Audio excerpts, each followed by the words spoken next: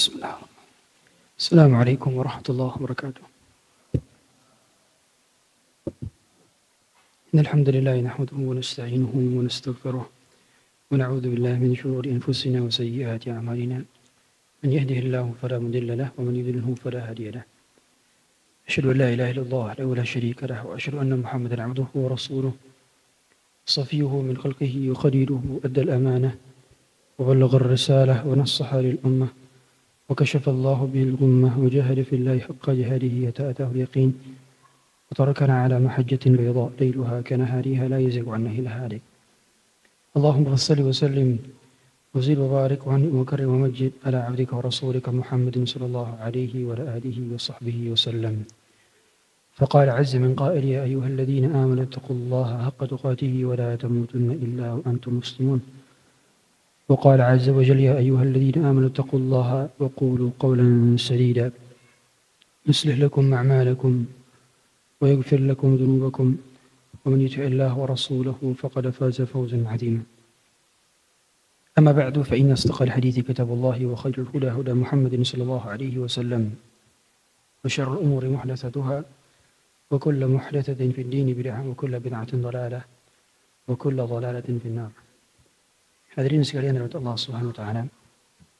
Pembahasan berkenaan dengan fikih muamalah yang kemarin kita sebetulnya telah menyelesaikan. Saya kira kemarin itu belum selesai. Ternyata setelah saya lihat rekaman ulangnya, ternyata sudah selesai. Karya daripada Syekh Dr. Yusuf Syubaili, salah seorang profesor di Jamiat Imam Muhammad bin Saud atau pusatnya Libya dan menjadi dosen bagi Ustaz Erwandi hafizahullah. Dan saya ingin menjelaskan beberapa kesimpulan. Dan kesimpulan itu dibagi dalam beberapa poin. Kalau kemarin dalam muqaddimahnya, maka kita masuk ke dalam perincian-perincian dan kasus-kasus di lapangannya. Dikarenakan memang fikih muamalah secara teori maka tidak terlalu banyak sebagaimana fikih ibadah yang banyak persyaratan, banyak rukun dan semisalnya. Adapun dalam fikih muamalah yang diperbanyak bukanlah demikian, tapi yang diperbanyak adalah case dan transaction dan skema dan juga akad, dan demikianlah diperbanyak. Sehingga seorang yang mengetahui fikih muamalah secara teori belum tentu bisa menerapkan fikih muamalah dalam kasus aktual kecuali dia belajar kasus di lapangan berkaitan dengan ekonomi. Dia adalah practitioner, dia adalah seorang praktisi, atau dia seorang regulator, atau memang dia orang yang berkecimpung dalam dunia tersebut sebagai pemain. Oleh karenanya untuk menghukumi sebuah kasus fikih muamalah tidak sekedar mengatakan ini halal, ini haram, tidak.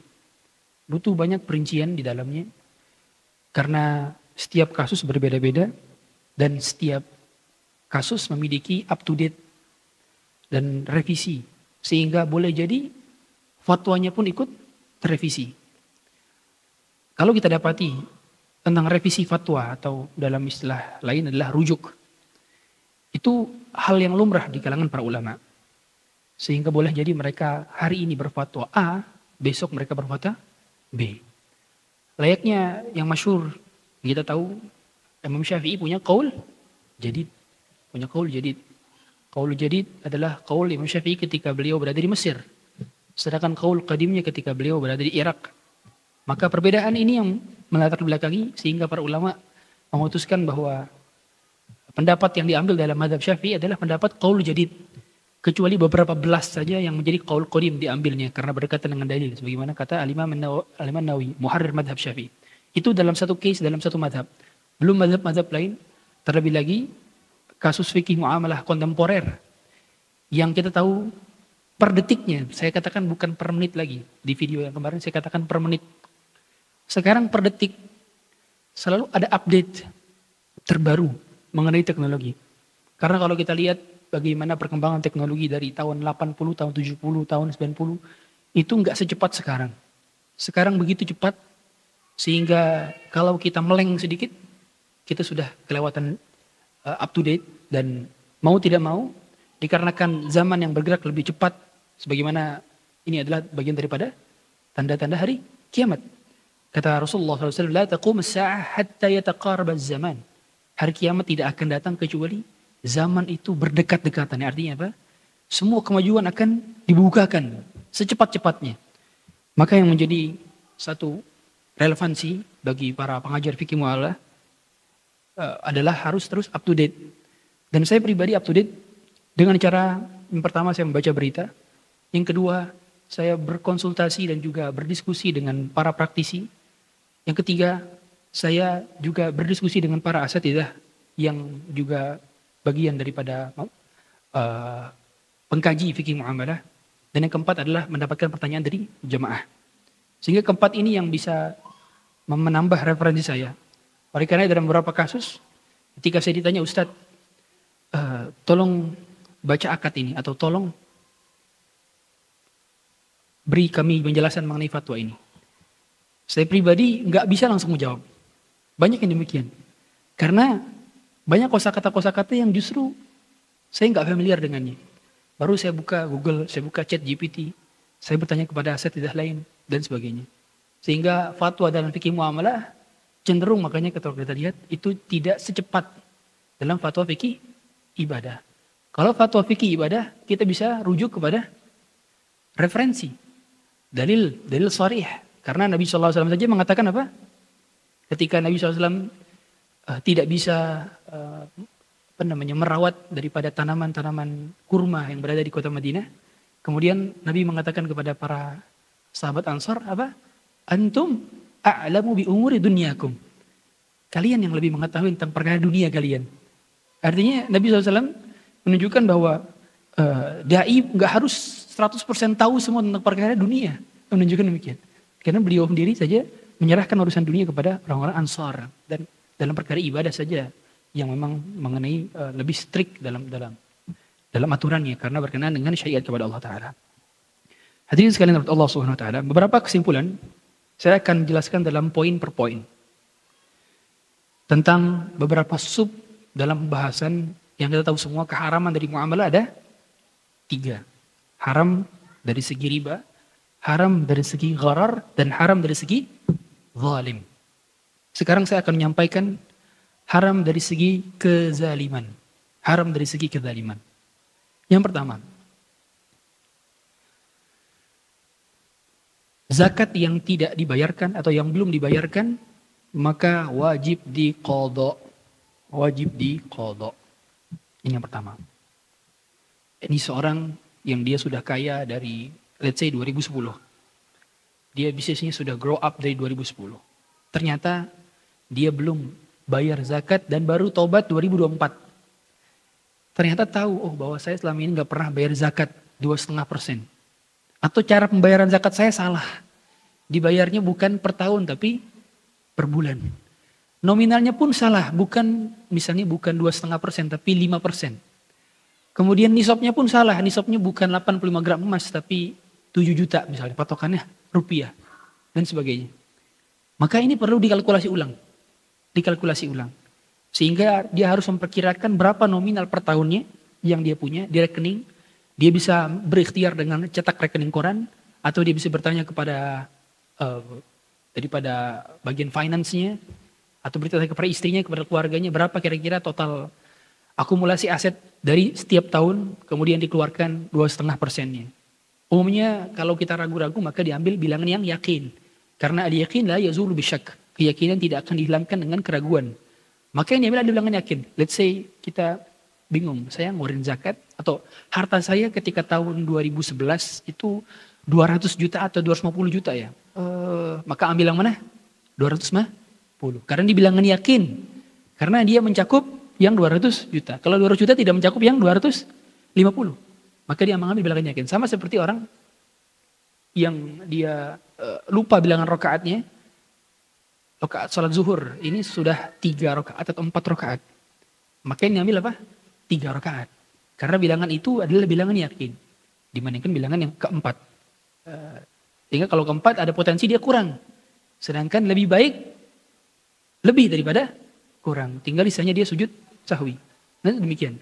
Sehingga orang yang punya kewajiban untuk membayar zakat maka disegerakan karena ada penundaan dalam penyerahan zakat, ini diharamkan dalam syariat.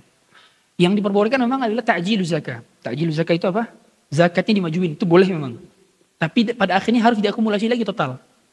Fatwa-fatwa ulama yang berkenaan dengan ta'jiluz zakat, baik fatwa sejak zaman dahulu, klasik, maupun fatwa ulama-ulama kontemporer, seperti lembaga-lembaga fatwa di dunia, mereka memang memperbolehkan ta'jiluz zakat, mendahulukan zakat. Ini dikarenakan khawatir kalau di akhir tahun mereka akan lupa, maka mereka bayarnya per bulan. Nah, itu harus diakumulasi ulang. Diakumulasi ulang. Berapa yang telah dia keluarkan dan berapa total aset selama setahun tersebut. Untuk kemudian sekiranya ada kurang berarti ditambahkan. Kalau ada lebih maka yang lebihnya dianggap sedekah. Seperti itu caranya. Memang berbeda dengan qadha salat. Yakni orang yang misalnya dahulu-dahulu belum bertaubat, kemudian dia meninggalkan salat karena malas, kemudian setelah itu dia bertaubat, apakah ini wajib diqadha salat-salat yang telah lalu? Memang ini khilaf kan para ulama. Meskipun jumhur ulama mengatakan wajib qadha, tapi pendapat Syekhul Islam bin Taimiyah dan pendapat Ibnu Hazm mengatakan tidak perlu diqadha, hanya untuk memperbanyak salat sunnah saja.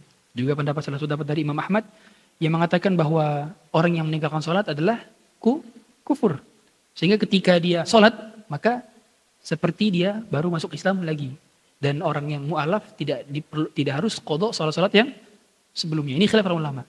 Adapun qadha zakat ini ijma' para ulama. Jadi kalau qadha salat itu khilaf, qadha zakat ijma'.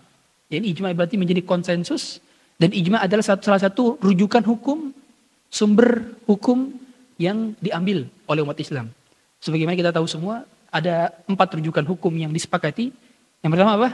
Al-Quran. Yang kedua, sunnah. Yang ketiga, ijma'. Yang keempat, qiyas.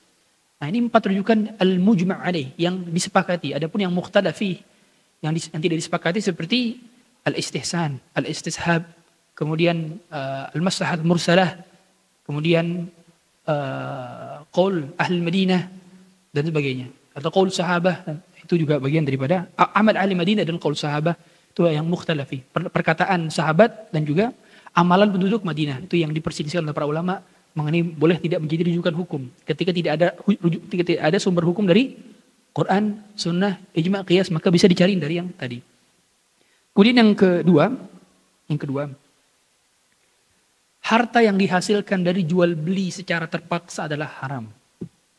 Harta yang dihasilkan dari jual beli secara terpaksa adalah haram.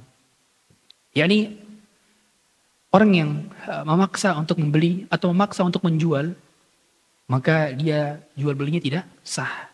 Sehingga income-nya menjadi income yang tidak dihalalkan dalam syariat.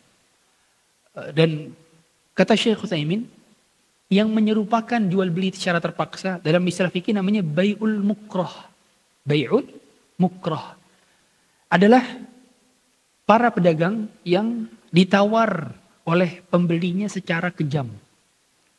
Yakni biasanya ibu-ibu.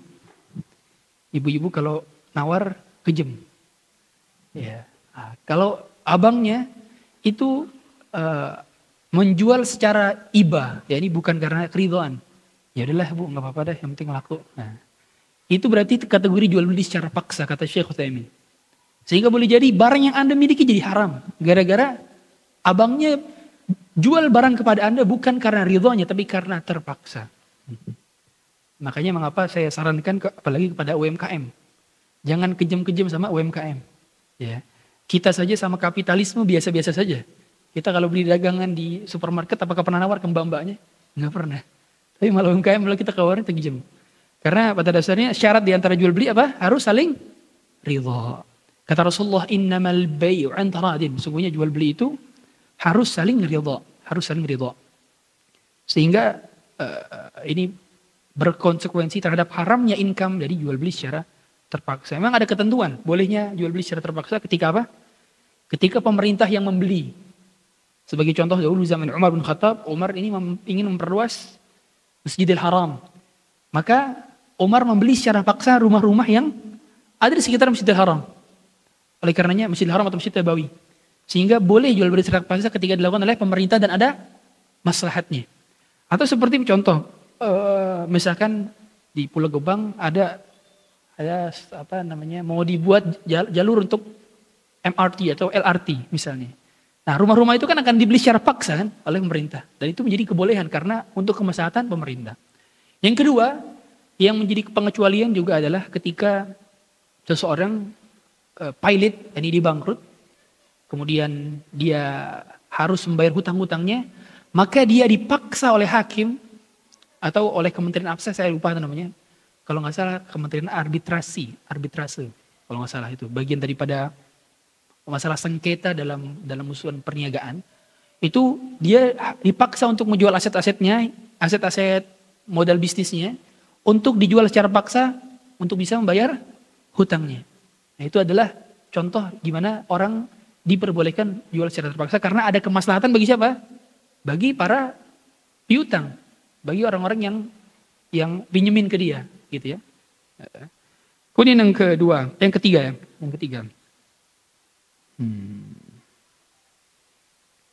Yang ketiga, jual beli najis diharamkan. Jual beli najis diharamkan. Ya, ini kita tahu semua bahwa najis itu haram diperjualbelikan. Haram diperjualbelikan. Sebagaimana Allah sendiri yang mengatakan dalam surah Al-Maidah ayat 90-91. Ya ayyuhalladzina amanu innamal khamru wal maisir wal ansab wal azlam rijsun min 'amali syaitani fajtanibuhu la'allakum tuflihun. Wahai orang beriman, Allah menggunakan panggilan nidaul iman, ya ayyuhalladzina amanu, artinya yang enggak merasa beriman enggak usah dengar, gitu kira-kira.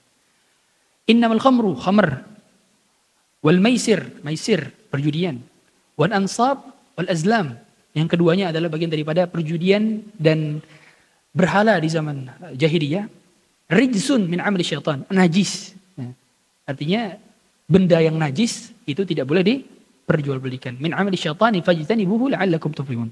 Maka hindarkanlah agar kalian beruntung. Innama yuridu syaitanu an yuqi'a bainakumul adawata wal baghdha'a fil khamri wal maisir wa yasuddakum an dzikrillahi wa anis salati fahal antum muntahun.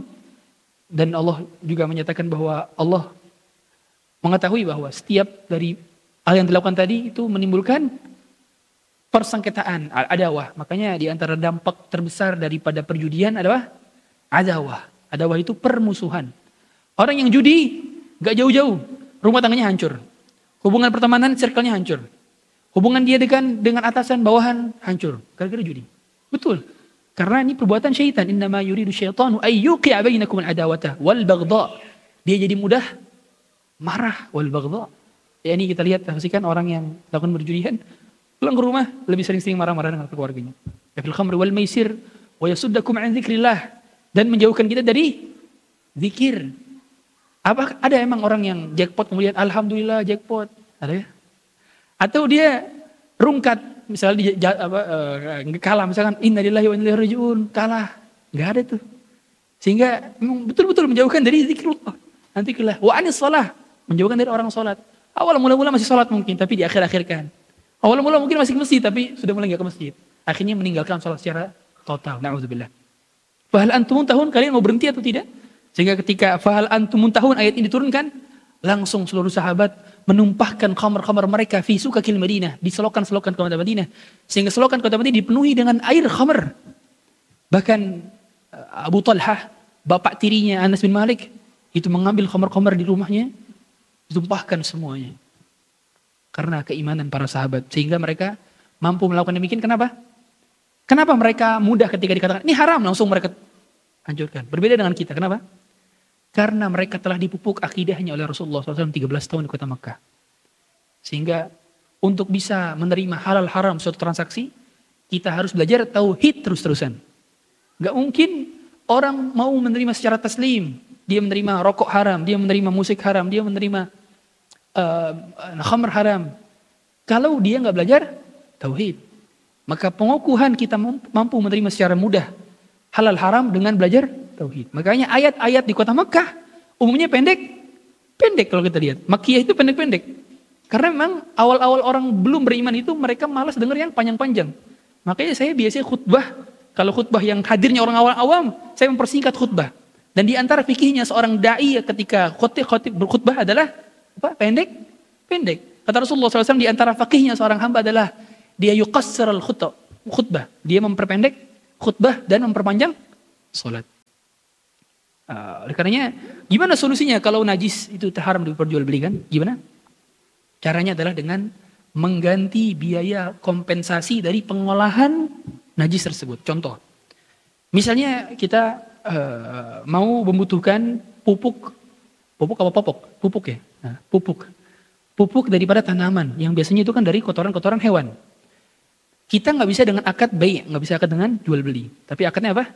Akadnya mengganti biaya kompensasi real cost dari pengolahan kotoran menjadi pupuk. Nah, jadi artinya apa? Orang yang mengolah pupuk ini nggak boleh dapat untung, nggak boleh ngambil untung. Jadi sebesar biaya kompensasinya saja. Makanya kalau disengaja merubah itu dan mengambil keuntungan dari perjualan najisnya, maka tidak diperbolehkan. Sebagaimana berarti tidak diperbolehkan menjual beli anjing. Nggak boleh. Karena guguk secara zat dia najis. Sehingga tidak boleh. Apakah kalau kita membutuhkan untuk apa namanya? Untuk hewan penjaga ataupun hewan penjaga apa namanya? Penjaga kebun atau pelacak dan sebagainya, itu pun haram diperjualbelikan? Iya. Jadi transaksinya bukan jual beli. Tapi apa? Tapi tadi pengganti biaya kompensasi selama biaya perawatan dan sebagainya. Itu jadi bukan biaya jual beli. Kenapa nggak boleh jual beli? Karena dalam jual beli ada keuntungan dan tidak boleh mendapatkan keuntungan dari objek bisnis yang bernajis seperti itu. Iya. Itu para ulama menjelaskan demikian. Kemudian yang berikutnya, yang keberapa nih? Keempat ya. Yang keempat, hewan ternak yang tidak disebut dengan bismillah maka menjadi bangkai. Hewan ternak yang tidak disebut dengan bismillah maka menjadi bangkai. Ya, ini ada dua di sini, ada dua. Orang ada dua ya. Orang yang sengaja tidak menyebut bismillah karena memang dia memperuntukkan untuk selain Allah, maka ini yang menjadi bangkai. Adapun orang yang memang meniatkan untuk Allah, tapi kelupaan. Nah, beda lagi, beda ceritanya. Kelupaan, dia lupa untuk mengucapkan bismillah. Maka sebagian ulama mengatakan bahwa itu tetap menjadi halal. Karena bukan karena kesengajaan dia melupakan, tapi karena ketidaksengajaan.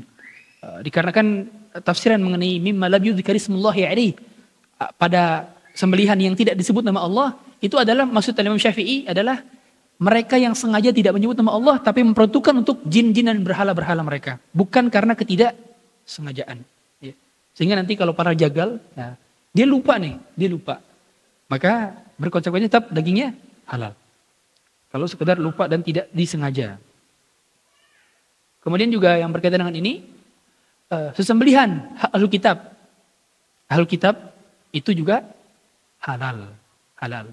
Sebagaimana Allah jelaskan di dalam surah Al-Maidah bahwa sesembelihan mereka adalah hilul lakum wa ta'amul ladina utul kitaba hilul lakum wa ta'amukum hilul lahum. Sembelihan kalian halal untuk mereka dan sembelihan mereka halal untuk kalian. Artinya kalau ayam, daging sapi, daging apa lagi? Nah, yang mereka memang disembelih secara syar'i, bukan melalui pemotongan mesin, ya. Syar'i ya, disembelih secara syar'i. Maka itu halal bagi kita. Makanya lebih mudah kalau kita emang punya keperluan untuk berobat, punya keperluan untuk bekerja, punya keperluan untuk belajar di negeri-negeri kafir seperti di Eropa atau di Asia Tengah atau Asia Timur, itu lebih baik ke negara-negara mana? Yang memang mayoritasnya ahlul kitab, Nasrani dan Yahudi. Makanya lebih mudah untuk berada di negara seperti Australia, Amerika, Eropa dibandingkan negara seperti Jepang. Karena negara Jepang itu mayoritasnya apa? Agamanya Shinto, bukan Nasrani. Begitu pula India, mayoritasnya agama Hindu. Dia bukan agama ahlul kitab. Ustaz, memang ahlul kitab zaman sekarang sama seperti ahlul kitab dulu?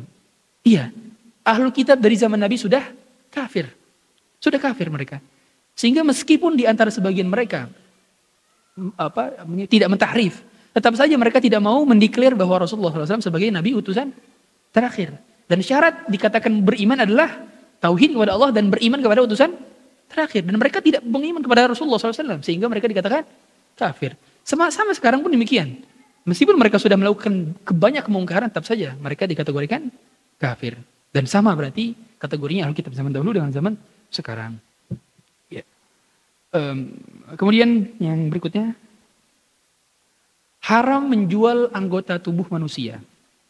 Haram menjual anggota tubuh manusia. Sehingga kalau ada lelucon, misalnya lagi muncul iPhone 16 misalnya. Alhamdulillah ginjal masih utuh nih, belum dijual katanya. Nah itu nggak boleh ngejual ginjal. Ya, maka saya sarankan jangan dijadikan bercandaan. Karena memang pada dasarnya dalam istilah syariat, kita tidak diperbolehkan menjual anggota tubuh. Yang pertama karena memang bagian atau tubuh yang sudah terpisah itu najis. Ya, maka tidak boleh diperjualbelikan. Yang kedua, dia ini milik Allah. Anggota tubuh kita ini milik Allah. Maka tidak pantas kita mendapatkan keuntungan dari yang suatu milik Allah Ta'ala. Sehingga yang diperbolehkan adalah apa? Donor. Ya, donor. Seperti donor darah. Nah, itu diperbolehkan. Ya, karena ada kemaslahatan dan juga kedaruratan dari sana. Makanya saya punya kawan, dia ginjalnya itu transplantasi dari sepupunya. Subhanallah. Dari sepupunya. Gara-gara dulu banyak minum soda-soda dan sebagainya.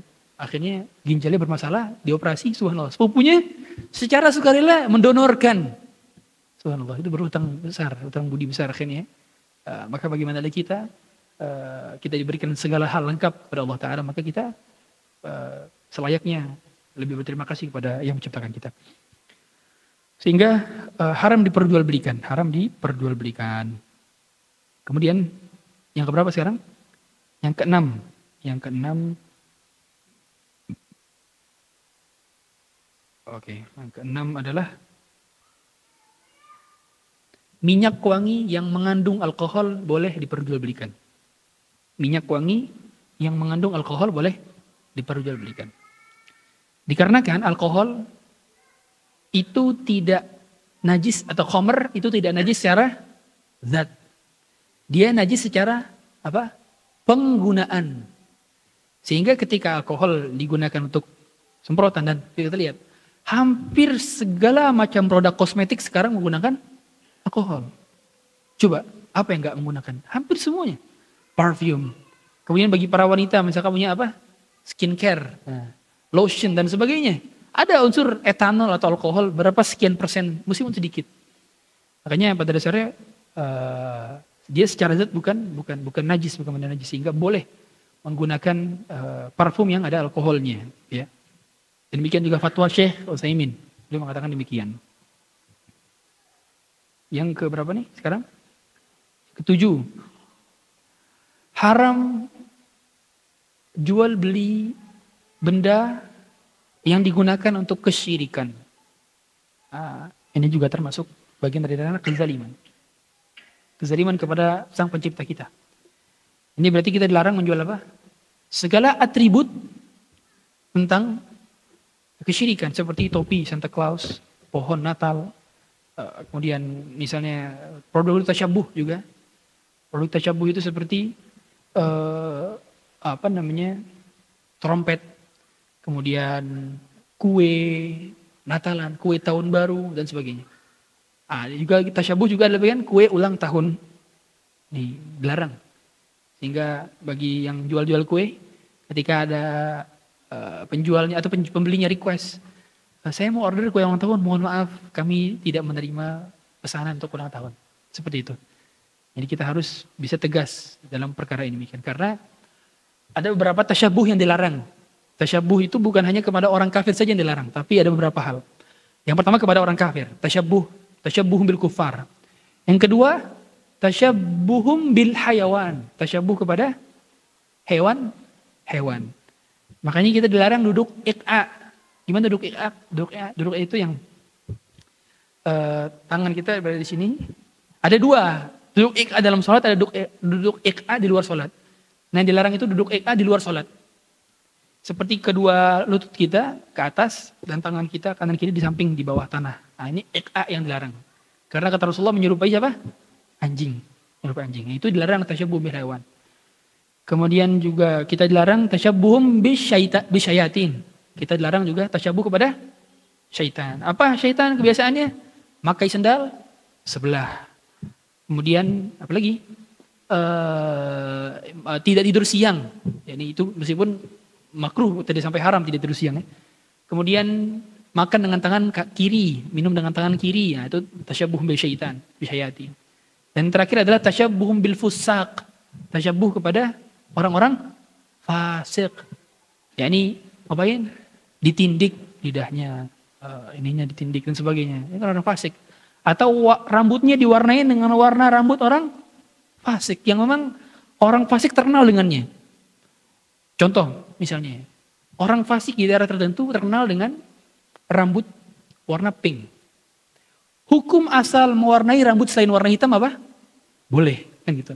Tapi karena ini menjadi ciri bagi orang fasik maka menjadi terlarang. Nah, seperti itu. Sehingga nggak boleh kita menyerupai orang-orang fasik, terutama baju-baju juga. Nah, hati-hati kalau ada kemiripan, meskipun secara letterlet dia adalah baju-baju yang tulisannya Islami, tapi sebaiknya supaya tidak tasyabbuh kepada orang fusak, maka tidak dipakai yang demikian seperti itu. Karena apalagi kita penuntut ilmu ya, penuntut ilmu ini memiliki karakteristik. Dia harus menjaga muruahnya apa? Muruah itu wibawa. Ketika di luar, dia nggak boleh sembarangan pakai celana pendek kayak kos kutang, nggak boleh. Karena dia punya muruah. Dia tidak dikatakan sampai derajat haram ketika tetap menutup aurat, tapi punya muruah. Makanya kata Imam Syafi'i, seandainya meminum air dingin dapat menurunkan muruah, saya akan tinggalkan minum air dingin, kata Imam Syafi'i. Kalau kita lihat bagaimana orang-orang masyayikh di Arab Saudi, mereka itu menjadikan muruah apa? Shimakhnya, kutrahnya. Kutrah itu bagian daripada muruahnya para masyayikh. Sehingga kita sangat jarang sekali melihat masyayikh itu buka kutrah, kecuali momen-momen seperti mereka wudu dan momen ketika mereka apa? Haji dan umroh. Karena mau nggak kebuka kan kepalanya. Tapi selebihnya kita nggak pernah lihat bagaimana bentuk kepala mereka, nggak pernah lihat. Ini muruah. Itu para penuntut ilmu. Makanya hendaknya perhatikan pakaian kita sebagai talib ilmu. Jangan pernah malu kita pakai pakaian seperti ini. Saya pribadi setiap hampir sekarang ke mall, ke mana lagi? Ke bandara, saya pakai seperti ini dan biasa-biasa saja. Artinya harus menormalisasikan ya, menggunakan pakaian-pakaian yang seperti ini bagi para penuntut ilmu. Kemudian yang berikutnya, yang keberapa? Ke-8. Boneka mainan anak-anak tidak dilarang. Ini yang berikutnya yang ke-8. Boneka mainan anak-anak tidak dilarang untuk anak-anak. Artinya diperbolehkan bagi kita untuk membeli boneka, menerima boneka hadiah untuk kita berikan kepada anak-anak kita. Setelah main maka ditaruh di laci. Laci yang bukan kaca ya, tapi laci yang nggak pakai kaca tutup. Karena kalau laci kaca ada unsur dipajang, sedangkan tidak boleh memajang makhluk hidup. Dalilnya adalah Aisyah punya boneka yang itu adalah kuda bersayap. Ketika Rasulullah menerangkan bahwa itu adalah bentuk daripada kendaraan yang malaikat Jibril. Sehingga pada dasarnya boneka diperoleh bagi anak-anak. Dan boleh diperjualbelikan selama peruntukan bagi orang yang belinya pun adalah orang-orang yang memang butuh untuk itu seperti anak kecil. Adapun orang dewasa tidak memiliki hajat untuk itu. Sehingga kemaslahatannya adalah untuk anak kecil saja, bukan orang dewasa. Ya. Kemudian yang berikutnya, upah memainkan alat musik diharamkan. Upah memainkan alat musik diharamkan. Sehingga haram kita hukumnya, pertama memainkan, yang kedua sengaja mendengarkan, yang ketiga menghadiahkan, menghibahkan, yang keempat mewariskan. Subhanallah, banyak banget tuh. Yang kelima, menerima upah dari profesi tersebut. Sehingga tidak boleh hukumnya menjadi apa? Musisi. Tidak boleh. atau orang dia live concert atau live music, dia dapat upah dari situ, nggak boleh. Dan termasuk juga berarti apa? Memberikan upah atas mereka. Berarti pengamen boleh gak dikasih? Tidak boleh. Pengamen tidak boleh dikasih. Kalau kita memberikannya secara bentuk upah, itu nggak boleh. Nggak boleh. Karena itu bagian daripada kita memberi jasa kepada mereka. Sedangkan jasa memainkan alat musik tidak diperbolehkan. Tidak diperbolehkan. Kemudian yang berikutnya, yang keberapa nih? Yang ke-10. Bolehnya mengambil upah dari jasa pengajaran Al-Quran. Jasa pengajaran Al-Quran. Sehingga dosen, guru agama, dan pengajar Quran itu boleh hukum asalnya mereka apa? Mendapatkan gaji. Ya. Sehingga jangan sampai apalagi kita mencemooh. Kita kalau ngelesin anak matematika, les anak IPA, geografi dan sebagainya, itu nggak pernah protes ketika mereka menarifkan. Tapi begitu guru ngaji menarifkan, akhirnya kita protes. Padahal sama hak bagi guru ngaji juga untuk mendapatkan fee atau upah. Saya pernah, subhanallah, istri saya sendiri, dia dulu pengajar ngaji. Ketika di Lipia, waktu part time-nya digunakan untuk ngajar ngaji di sekitaran daerah Jakarta Selatan. Subhanallah, orang pemilik rumah dia meng-hire juga untuk lesin anak-anaknya secara gaji yang layak. Tapi untuk pengajaran ngaji, subhanallah, tidak memberikan sama sekali. Padahal secara ekonomi cukup. Nah ini keliru. Karena Rasulullah SAW sendiri mengatakan, inna haqqu ma akhadtum bihi ajran kitabullah. Fee yang paling berhak diambil atas kalian adalah pengajaran atas Al-Quran. Subhanallah. Begitu yang beliau sabdakan. Siapa sabda yang lebih benar daripada sabda Rasulullah?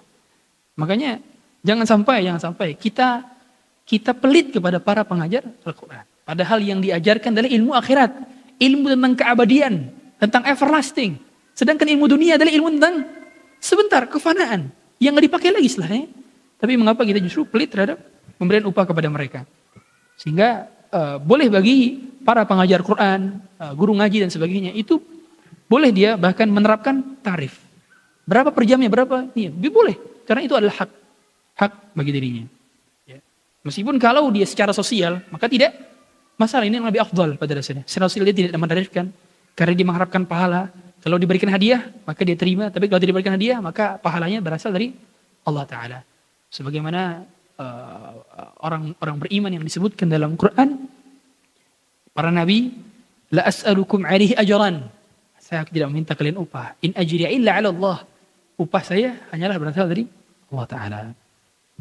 Kemudian yang keberapa sekarang? Ke-11. Islam melindungi hak cipta. Hak cipta.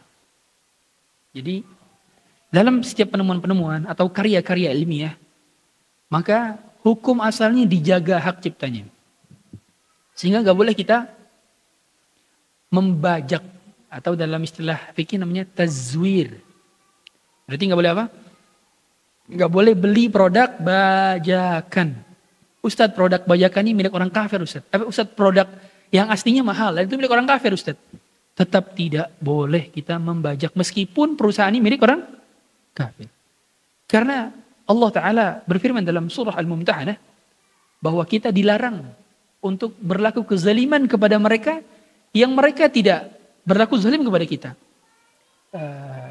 Sebagaimana Allah mengatakan bahwa mereka yang mengeluarkan kita min diyarikum anta berruhum wa tuqsitu ilaihim, bukan menjadi alasan bahwa ketika mereka tidak mengusir kita dari kampung halaman kita, mereka tidak menzalimi kita, untuk tidak berbuat adil kepada mereka. Tidak berbuat adil, artinya adil tidak menzalimi mereka.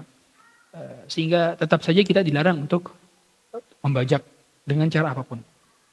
Sehingga kalau kita nggak mampu beli Microsoft misalnya, karena Microsoft 365 mahal dan subscription-nya sudah mahal, Apalagi yang beli kasetnya itu untuk annually, untuk permanen jutaan.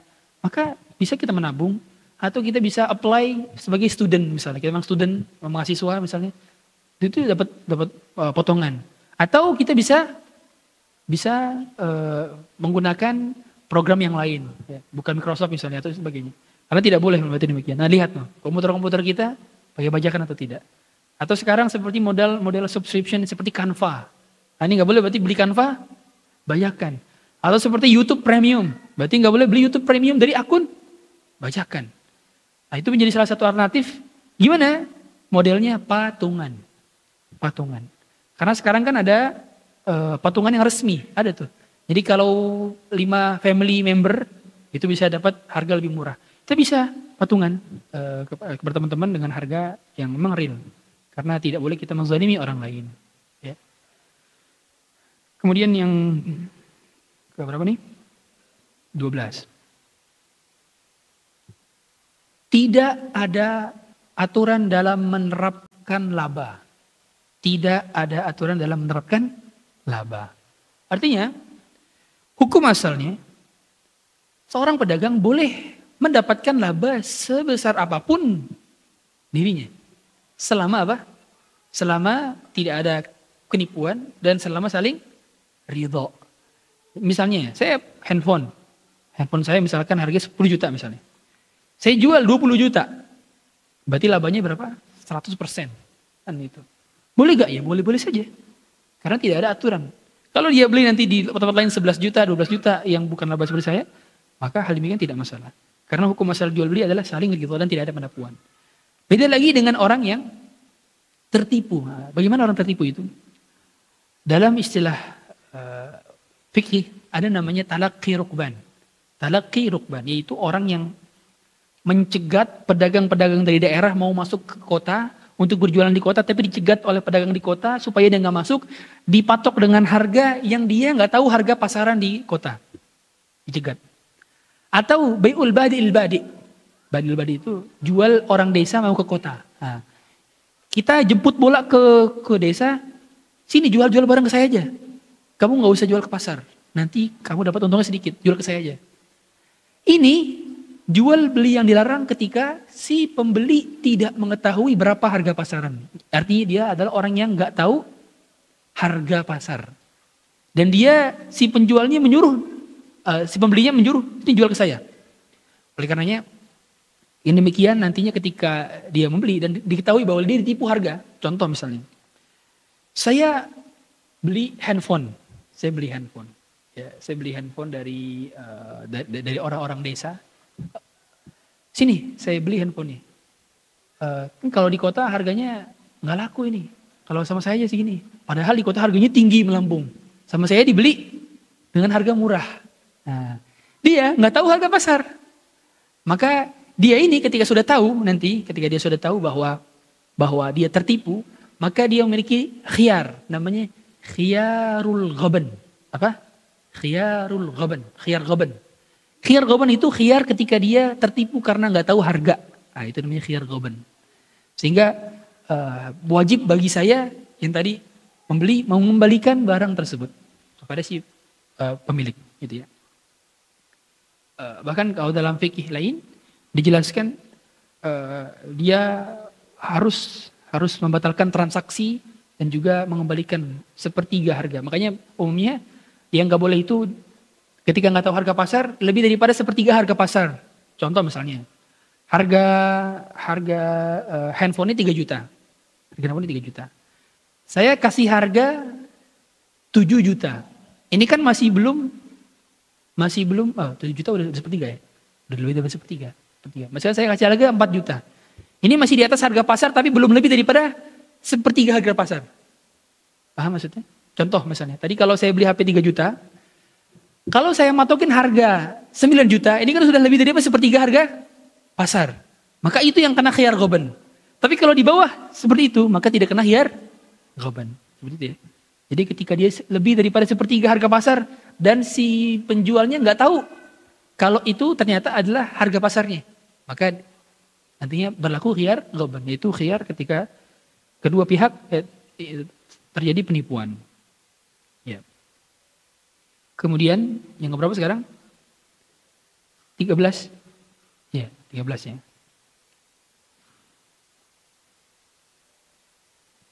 Iklan tidak jujur termasuk penipuan. Iklan tidak jujur termasuk penipuan. Ini penting bagi para pedagang yang di all shop atau belajar digital marketing atau dia bagian marketing di sebuah perusahaan. Hati-hati dengan bulking. Apa itu bulking? Nah, dalam istilah marketing itu ada namanya bulking. Dia berlebihan dalam mencitrakan produk yang tidak sesuai dengan semestinya. Contoh, misalnya Anda punya air minum, jualan air minum. Anda katakan, produk air minum saya nomor 1 di Indonesia. Nah, ini namanya mendeklar diri harus dibuktikan dengan fakta. Adakah fakta yang menyatakan bahwa minuman Anda nomor 1 di Indonesia berdasarkan data dan riset? Kalau tidak ada, maka nggak boleh pakai apa namanya? Saya nggak tahu tuh nama itunya. Tagline ya, tagline. Nah, tagline. Nah, itu tagline itu nggak boleh asal sembarangan kita mendeklar, kecuali sesuai dengan fakta. Sehingga hati-hati kalau kita mau punya tagline-tagline tertentu, karena demikian biasanya ada unsur penipuan, ya. Kecuali memang dia punya data dan riset, dia dibuktikan bahwa memang penjualan minumannya ternyata nomor 1 di Indonesia mengalahkan brand-brand lain. Nah, barulah dia bisa mengatakan mendeklar demikian, ya. Kemudian juga bagi orang yang menjadi afiliator di marketplace atau di sosial media, di TikTok dan sebagainya, itu akan menjadi afiliator. Maka itu pun cara iklannya harus sesuai dengan syariah. Gimana? Yang pertama, menutup aurat. Yang kedua, tidak boleh menggunakan musik yang Allah haramkan. Tiga, tadi tidak boleh bulking, tidak boleh berlebihan dalam mencitrakan produk. Jadi harus sesuai dengan fakta. Apa fakta-fakta yang ada pada produk ini? Nah, itu yang disampaikan. Apa kelebihannya? Itu disampaikan. Ya. Kemudian juga tidak menjelek-jelekan produk lain dengan penyebutan nama brand tertentu. Nah, itu tidak boleh. Karena itu ada unsur apa? Gibah. Ada unsur gibah. Meskipun yang digibah ini adalah brand, bukan orang. Tapi pada dasarnya brand itu adalah perwakilan dari entitas dia pemilik brand. Sehingga tidak boleh sembarangan demikian. Ya. Kemudian sebentar. Mohon maaf, saya lagi kajian, Bu. Saya lagi kajian. Iya, boleh aja. Kemudian yang berikutnya, yang berapa sekarang? 14. Islam melarang penimbunan barang pokok. Sehingga penimbunan barang ini kategorinya apa? Ihtikar atau monopoli. Dia menimbun barang pokok. Sehingga kalau barang-barangnya bukan barang pokok, boleh gak ditimbun? Boleh. Karena tidak ada kebutuhan untuk hajat orang banyak. Ini berarti yang ada kebutuhan hajat orang banyak seperti apa sekarang? Beras. Tidak boleh menimbun beras. Kalau dulu ketika COVID, masker. Nah, sekarang masker udah gak jadi barang pokok lagi kan. Tapi yang barang-barang pokok seperti telur, apalagi ya, macam-macam ya, banyak ya. Gula dan sebagainya. Itu barang pokok kan. Itu gak boleh ditimbun. Sehingga kalau ditimbun untuk diharapkan kenaikannya. Nah, ingat, tujuan dia nimbun bukan untuk pertambahan kenaikan di pasar, tapi sebagai untuk sebagai untuk persediaan makanan, maka tidak termasuk penimbunan barang. Seperti Rasulullah SAW. Rasulullah itu beli makanannya bukan per hari, tapi per tahun. Beliau kalau sekali beli gandum ke orang Yahudi, berapa? 30 sok. 30 sok gandum. Itu bukan nafkah per hari, tapi nafkah per tahun. Jadi nafkah Rasulullah itu per tahun. Ada di sini yang ngasih nafkah istrinya per tahun? Kayaknya nggak ada deh. Minimal per bulan lah ya, atau per minggu lah, uang jajan istri per minggu. Nah, kalau per hari kayak anak kecil per hari. Ya, itu per tahun. Ya. Sehingga pada saat boleh dibeli untuk persediaan benang setahun itu bukan termasuk penimbunan. Kemudian juga bukan pada barang-barang yang dibutuhkan oleh orang banyak. Ya, sekiranya orang tidak butuh. Seperti contoh, kita mendapatkan merek ke hak cipta, itu pada dasarnya kan bukan termasuk penimbunan. Karena nama brand itu bukan termasuk bagian daripada kebutuhan orang banyak. Sehingga bukan termasuk hal larangan. Di mana Rasulullah SAW mengatakan, la yahtakiru illa khati'. Tidaklah ada seorang yang melakukan monopoli, ihtikar, kecuali dia adalah mendapatkan dosa besar. Artinya, orang ada yang kelaparan, seandainya ada 1.000.000 orang yang kelaparan gara-gara ada penimbunan dia, susah beli beras, dia dapat dosa 1.000.000 orang itu. Subhanallah, berat konsekuensinya ya. Apalagi Anda ketika sudah menjadi pemain besar. The big whale. Paus besar. Kita tahu semua, dalam setiap komoditas ada pemain besarnya. Yang ketika mereka nimbun, udah harga naik. Karena sebagaimana data bahwa negara-negara yang bentuknya seperti kita, ini diatur oleh beberapa orang saja, kan? Sekiranya ada orang-orang ini yang menyuruh harga naik deh harga. Harga turun ya, karena apa? Dia punya kapitalisasi yang besar dalam setiap brand dan produknya. Oleh karenanya bertakwa bagi orang-orang kaya yang punya kemampuan besar, para pejabat harus diajarkan agama supaya hal seperti ini tidak terjadi bagi mereka. Karena mengganggu dosa orang banyak, subhanallah. Kemudian yang berikutnya, yang berapa nih? 15. Islam melarang sekecil apapun bentuk korupsi, baik korupsi barang maupun waktu. Karena korupsi bagian daripada kezaliman. Sehingga korupsi yang boleh jadi kita nggak menyangka itu korupsi, ternyata korupsi adalah korupsi waktu. Datang terlambat, pulang cepat. Nah, hati-hati. Bagi para karyawan yang memang dia digaji berdasarkan jam kerja. Anda tahu semua bahwa tunjangan Anda itu kan berdasarkan karena absen, fingerprint. Nah, yang seperti itu, maka dia harus apa? Harus ngapain? Berarti dia harus menyisihkan sedekah dalam bentuk takhallus. Contoh dia prediksi, berapa umumnya dia telat? Oh telat berapa saya telat? Misalnya per hari saya sering telat 5 menit. Diakumulasikan, berapa persentase 5 menit dibandingkan 8 jam per hari tersebut. Gajinya di perusahaan dihitung, kalkulasikan. Dan dikeluarkan sebagai bentuk takhallus. Takhallus itu mengeluarkan bukan dalam bentuk sedekah. Tapi dalam bentuk mengeluarkan harta haram. Sehingga dikeluarkannya untuk apa? Fasilitas sosial, fasilitas umum. Atau untuk fakir miskin boleh. Tapi tidak niat mendapatkan pahala. Nah itu bagi orang-orang yang sekiranya demikian. Dan juga yang dilakukan sebaiknya adalah minta izin. Minta izin kepada atasan atas uzur yang dia peroleh. Sekiranya memang diperbolehkan, diizinkan, maka yang demikian berarti termasuk kebolehan. Tapi secara umum kalau sudah menjadi peraturan dari setiap perusahaan atau setiap kebijakan negara, maka berarti wajib dipatuhi. Karena kita tergantung apa yang kita akadkan. Al-muslimuna ala syurutihim. Kemudian yang berapa? 16 ya. 16. Islam melarang segala bentuk sogok menyogok. Sogok menyogok. Atau dalam istilah fikih namanya apa? Rishwah. Nah, kata Rasulullah, ar-rashi wal murtashi finnar. Yang menyogok dan yang disogok dapat neraka. Yani orang menyogok dan disogok ini kalau saling ridho. Kalau saling ridho. Sehingga ada pengecualian dalam hal ini. Kapan kalau kita terpaksa menyogok? Contoh. Ada hak kita di sebuah lembaga yang memang itu kita mengambil hak kita. Datang ke sana untuk mengambil hak kita. Tapi ternyata sama petugasnya diduitin. Kita ngambil bukan pengen niat nyogok, tapi emang karena terpaksa. Maka hal yang demikian pada dasarnya kita memberikannya bukan niat ridho, tapi niat secara terpaksa. Sama seperti di palak.